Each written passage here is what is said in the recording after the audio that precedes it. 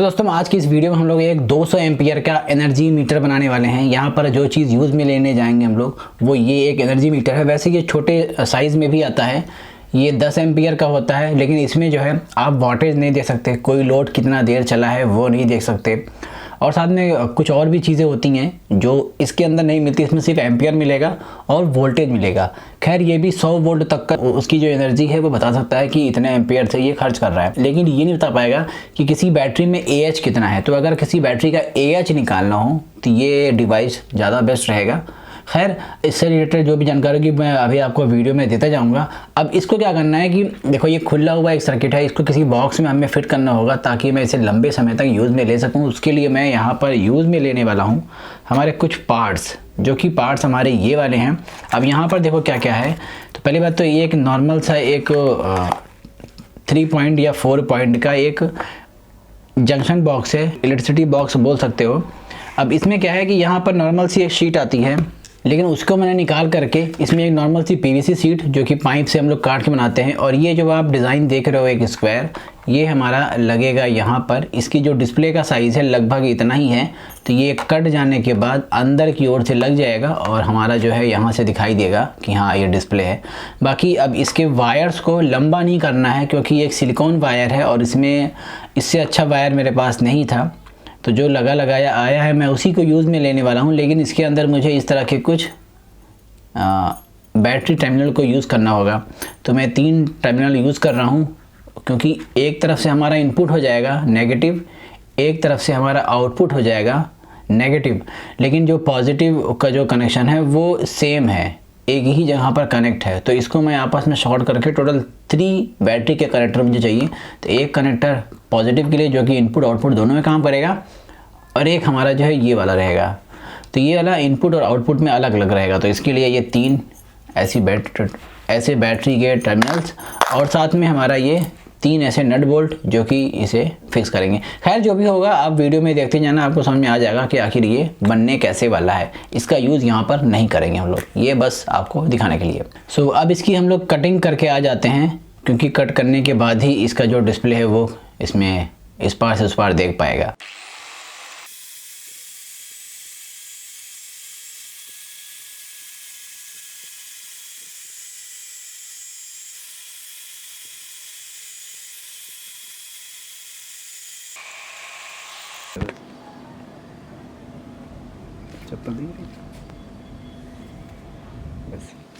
तो ऑलरेडी मैंने यहाँ पर कटिंग कर लिया, देख लो यहाँ पर कैसा दिखाई दे रहा है, लेकिन जो फेस मुझे दिखना है वो फेस एकदम सही होना चाहिए। तो आप ग्राइंडर से ये सही कर सकते हो। दूसरा यहाँ पर एक ऐसा सिंपल सा एक शीट लगाएंगे। आप चाहें तो किसी भी एक्सरे का ये शीट इस वाले पार्ट से निकाल सकते हो, यहाँ से भी ले सकते हो। खैर ये मुझे अलग से मिल गया, तो ये पीस मुझे यहाँ पर चिपका देना है। चिपकाने के लिए आप कोई भी ग्लू यूज़ में ले सकते हो। मैं यहाँ पर फ़िलहाल सिंपली एक फेविक्विक ले रहा हूँ जो मेरे पास अभी अवेलेबल है। तो कुछ इस तरीके से हम लोग इसको चिपका लेंगे। सो बस हो गया, ये काम तो हो गया। लेकिन अब एक चीज़ दिक्कत आएगी जो कि हमारा सर्किट बोर्ड के इसके ऊपर चिपकाना। अब इस सर्किट बोर्ड को हमें चिपकाना है इसके ऊपर यहाँ पर, तो उसके लिए हम लोग ये ग्लू नहीं यूज़ कर सकते क्योंकि ये ऐसा भी मजबूत नहीं होता कि इसको चिपका सके। तो यहाँ पर मैं डबल साइड टेप या फिर हॉट ग्लू का यूज़ करूँगा।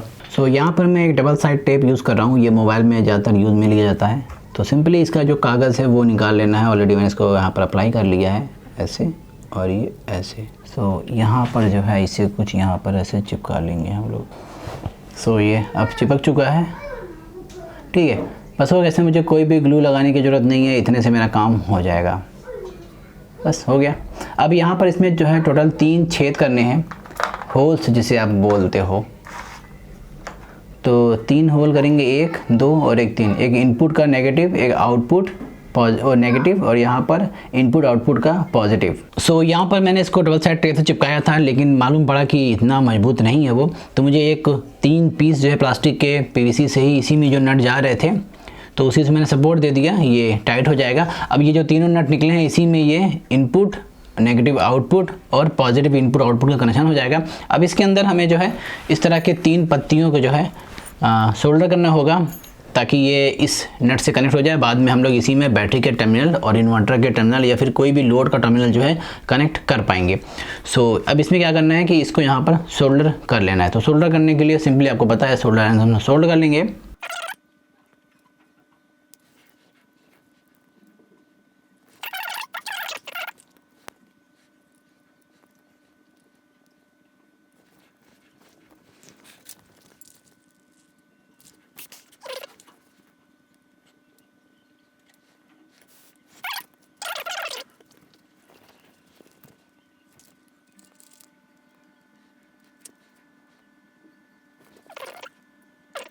सो यार अब ये कंप्लीट हो चुका है, देख लो पॉजिटिव दोनों शॉर्ट होकर के यहाँ पर आ गए, क्योंकि ये इनपुट आउटपुट का सेम है। यहाँ से देख लो सोल्डरिंग हुई है डायरेक्ट, बाकी ये हमारा आउटपुट ये इनपुट, तो यहाँ पर आ गए। अभी सिंपली क्या करना है, जो नट हमने लगाया था इसी में इसको प्लेस कर देना है और हमारे नॉर्मल से नट को टाइट कर देना है। और बैटरी का जो भी तार आएगा वो इसमें कनेक्ट होगा, वायर जिसे कहते हैं आप। बाकी इसे यहाँ पर सिंपली ऐसे प्लेस कर देना, ये अंदर चला जाएगा और ऐसे ही हमारा आउटपुट नेगेटिव। सो बस हमारा ये कंप्लीट होता है। सो यहाँ पर अगर देखो तो हमारा ये दोनों चीज़ें, जो कि बॉक्स था हमारा और ये हमारा मशीन जो हमने बनाया है, मशीन नहीं कहेंगे एक डिवाइस कहेंगे, सिंपली इसके अंदर प्लेस कर देना। आप चाहो तो इसे स्क्रू कर सकते हो, यहाँ पर कुछ होल्स हैं, ठीक है, इन होल्स में इसे टाइट भी कर सकते हो। मैं सिंपली अभी इसे छोड़ रहा हूँ टेस्टिंग के लिए, टेस्टिंग के बाद जो है कंफर्म हो जाएगा कि हाँ ये काम कर रहा है अच्छे से, तो मैं इसको बाद में स्क्रू कर दूंगा। सो आओ चलो फिर से टेस्टिंग पहले कर लेते हैं, उसके बाद ही हम लोग देखते हैं कि ये कैसे काम कर रहा है। सो यहाँ पर अगर आप देखो तो हमारे पास एक 40 एच की बैटरी है, जो कि मैंने इसको यहाँ पर कनेक्ट किया हुआ है। ये 40 एच की सोलर की बैटरी है, इसी के साथ मैंने अपने इस डिवाइस को कनेक्ट कर लिया। डिवाइस में कितना वोल्टेज है वो आप देख सकते हो, तो 12.51 वोल्ट हमें यहाँ पर अभी दिखाई दे रहे हैं, और वॉट भी दिखाई देगा जब मैं अभी अपने इस इन्वर्टर को ऑन करूँगा। तो मैंने इन्वर्टर लगाया हुआ है EB700, जो कि आप यहाँ पर देख सकते हो। EB700 नॉर्मल इन्वर्टर है और ये बहुत ज़्यादा बैटरी भी कंज्यूम करता है, इसका सेल्फ कंजम्पशन भी बहुत ज़्यादा होता है नॉर्मल जो आपके ट्रांसफार्मर लेस इन्वर्टर होते हैं उसके मुकाबले। सो और फिर अब इसमें एक 100 वाट का लोड भी रहेगा, जो कि मैं ऑन करूँगा और देखूँगा कि भाई कितना जो है हमें पावर लॉस मिलता है। सो पहले तो यहाँ पर देख लो एक बार, यहाँ तो रोशनी थोड़ी सी अजीब है। तो भाई 12.53 बैटरी का वोल्ट है। मैं अभी लोड को हटा देता हूँ सिंपली और अपने इस इन्वर्टर को ऑन करूँगा। तो यहाँ पे देखो जो वॉट है 0.0 वॉट यहाँ पर आपको दिखाई दे रहा है। मैं जैसे इन्वर्टर को ऑन करूँगा तो यहाँ पर देखो करीब 20 वॉट के आसपास तक ये जा रहा है, 9 वाट से लेकर के 20 वॉट के आसपास तक, और कंज्यूम कर रहा है 1.32 एम्पियर के आसपास। तो मैं अब यहाँ पर लोड लगाऊंगा अपना 100 वाट का, और अब देखते हैं कि यहाँ पर हमें लोड वॉट जो है वो बढ़ के 128, 126, 146 तक जा रहे हैं। तो बीच का मान है तो 130 वॉट के आसपास हमारा कंज्यूम हो रहा है। बैटरी का वोल्टेज 11.96 है। AH देखो यहाँ पर दिखाई दे रहा था, मैंने बताया था ना कि आपको AH भी दिख जाएगा, तो अभी यहाँ पर दिखाई देगा जस्ट अभी AH लिख करके आ जाएगा। अब इसके बाद आएगा शायद, रुक जाओ, 0.117 AH निकल के आ चुकी है। और एम्पियर देख लो 10 से 10.5 एम्पियर के आसपास तक ये कंज्यूम कर रहा है। अब 12 एम्पियर हो चुके हैं। और लोड देख लो 122 वाट, 128 वाट, 135, 140 वाट, और वोल्टेज भी आप देख लो। तो इस तरीके से जो है हम एक नॉर्मल सी बैटरी का भी जो AH है वो निकाल सकते हैं। अक्सर ये सब बैटरियों की कंपनियां झूठ बोलती हैं, भाई इसमें इतना AH है उतना AH है, तो नहीं, आप यहाँ पर डायरेक्ट AH निकाल रहे हो। इसकी एफिशिएंसी चाहे जितनी भी ख़राब होगी, हम लोग बैटरी की एफिशिएंसी निकाल रहे हैं, क्योंकि ये डायरेक्ट बैटरी से कनेक्टेड है।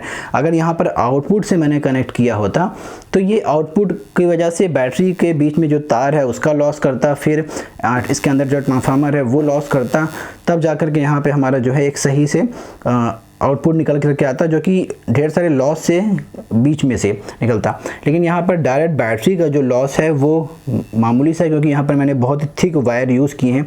ये करीब 16 स्क्वायर mm का वायर है, सॉरी 32 स्क्वायर mm का वायर है।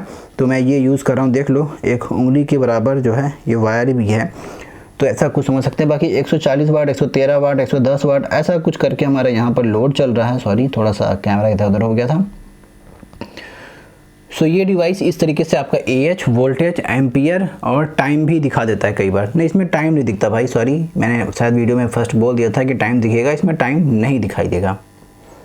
सो ऐसे ये काम करता है। सो ऑलरेडी मैंने इसको बना के आपको दिखा भी दिया कि कैसे काम करेगा। अब इस तरह की जो बैटरियाँ होंगी, चाहे वो 40 एच की हो, 100 एच की हो, 200 एच की हो, 400 एच की हो, कोई भी फेक वाला काम नहीं हो पाएगा। जितना एएच बोले हो उसका कम से कम 80 से 95% के आसपास हमें मिलना चाहिए। हाँ, लेड एसिड बैटरियों की इतनी ही एफिशिएंसी निकल करके आती है, सोलर बैटरियों की थोड़ी ज़्यादा एफिशिएंसी निकल करके आती है, और नॉर्मल बैटरियों की जो आप जानते हो लेड एसिड में उसकी थोड़ी कम। बाकी अगर ये लिथियम आयन की होती तो ये 100% निकल करके आ सकती है। सो अब आपको इसे बनाना हो तो जिससे रिलेटेड जो भी लिंक होगा सामान का वो मैं वीडियो के डिस्क्रिप्शन में दे दूंगा, वहाँ से आप जा करके इसे बना सकते हो। बाकी आपकी मर्जी है कि आप AH कैसे निकालते हो। बाकी मैं तो कैलकुलेट करके देख लूँगा भाई कि अब बैटरियों में फ्रॉड हो रहा है या फिर वो रियल है।